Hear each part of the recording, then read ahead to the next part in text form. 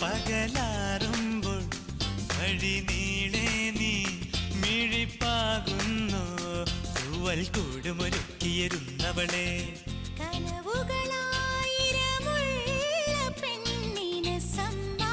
ബിരിയാണി ഇഷ്ടപ്പെട്ടോ? നോപ്പല ഇഷ്ടപ്പെട്ടോ? എങ്ങനെയുണ്ടായിരുന്നു? അടിപൊളി.